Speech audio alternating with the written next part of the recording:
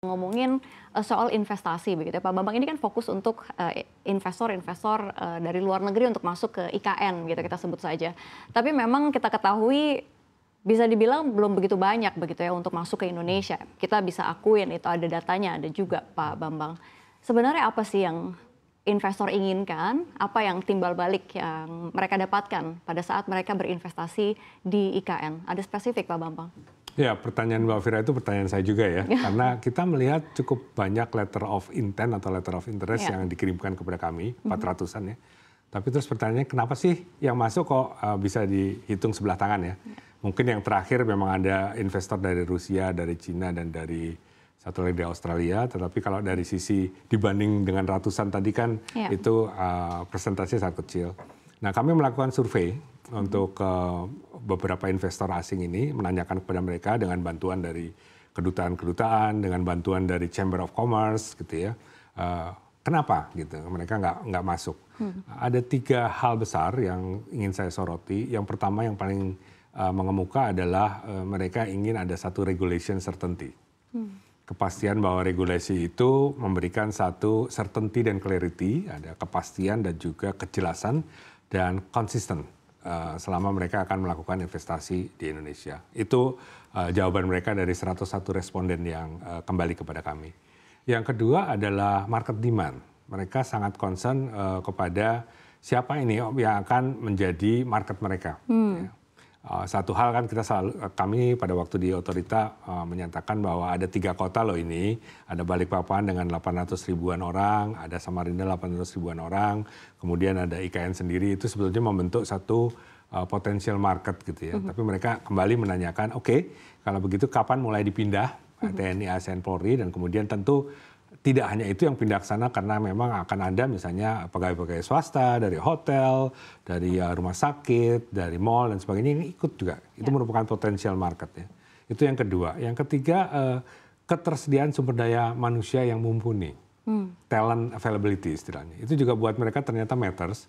Bagaimana nanti mereka akan meng-hire pekerja-pekerja dengan kualifikasi tertentu sehingga match dengan kebutuhan mereka. Ini sangat penting buat mereka. Jadi 3 hal itu yang mereka harapkan nanti di pemerintahan Pak Prabowo ini akan katakanlah dibenahi sehingga memberikan satu daya tarik buat mereka untuk segera masuk. Mereka siap ini untuk masuk, tapi tadi ada PR-PR yang mereka berikan ke kita agar ini tadi dibenahi dulu sehingga mereka bisa masuk dengan harapan mereka. Oke, ini menarik kalau misalkan para investor berpikir kita regulasinya belum pasti, artinya ada kekhawatiran tersendiri buat mereka ya untuk masuk ke Indonesia, dan itu cukup reasonable begitu ya Pak ya, kalau kita sebagai mau yang usaha di negara orang begitu ya. Tapi apakah memang dalam kenyataannya artinya kita masih kurang firm terhadap regulasi itu sendiri atau bagaimana? Apakah memang sedang disiapkan suatu hal yang memang untuk memperkuat lagi investasi di IKN atau seperti apa Pak Bambang? Saya kira yang terakhir tadi Mbak, jadi memang sedang disiapkan dari end to end ya. Harusnya begitu mereka masuk, kemudian mereka langsung didampingi hingga mereka deal. Gitu ya. Itu saya kira yang mereka inginkan sehingga kepastian tadi certainty dan clarity itu terjadi gitu ya. Nah di dalam praktek tentu saja ini masih satu proses yang membutuhkan satu katakanlah percepatan sehingga misalnya nanti proses untuk perizinan segala macam, kemudian misalnya untuk insentif fiskal seperti tax holiday, tax allowance, kemudian juga insentif dalam sisi custom misalnya dan sebagainya, itu benar-benar dari awal mereka sudah jelas didapatkan gitu ya. Nah, saya kira ini yang akan bisa menarik mereka nantinya untuk segera masuk ke Indonesia. Ya, kita harapkan demikian begitu. Tapi kalau misalkan kita lihat memang garis besarnya itu banyak sekali begitu ya, banyak sekali permasalahan. Sebenarnya menurut kacamata Anda Pak Bambang, siapa sebenarnya begitu ya yang cocok menjadi pengampu IKN dengan sebanyaknya ini masalah begitu? Iya. Yang pertama untuk investasi saya kira ini kembali kepada Kementerian Investasi ya.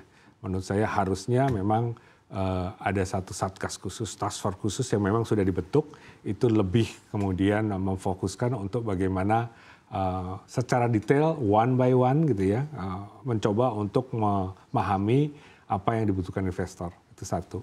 Yang kedua kalau dari sisi kerangka perencanaan ya, kerangka perencanaan, Saya kira ini waktunya tadi juga dalam pembukaan kita melihat bahwa ini waktunya kita mengevaluasi.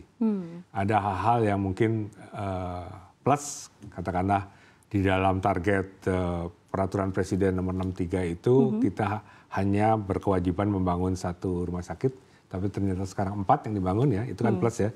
Tapi mungkin ada hal-hal yang belum tercapai, misalnya pemindahan belum tercapai. Nah, kalau kita melihat bahwa IKN ini akan menjadi satu pusat pertumbuhan baru di luar Jawa yang akan menjadi penghela dari pusat-pusat pertumbuhan lain, maka saya melihat ini Bappenas harusnya yang akan menjadi pengampu. Ya, kenapa? Karena memang ini sifatnya lintas sektor, bukan hanya infrastruktur saja, tapi juga kita bicara kesehatan, pendidikan, pemberdayaan wanita misalnya ya, kemudian juga kesejahteraan keluarga dan sebagainya. Ini adalah mini Indonesia yang ingin ditaruh di IKN dan ditransformasikan hingga 2045. Nah ini menurut saya memang domainnya Bappenas untuk menjadi pengampu ke depannya. Dirasa Bappenas yang ideal begitu ya, menjadi pengampu dari IKN.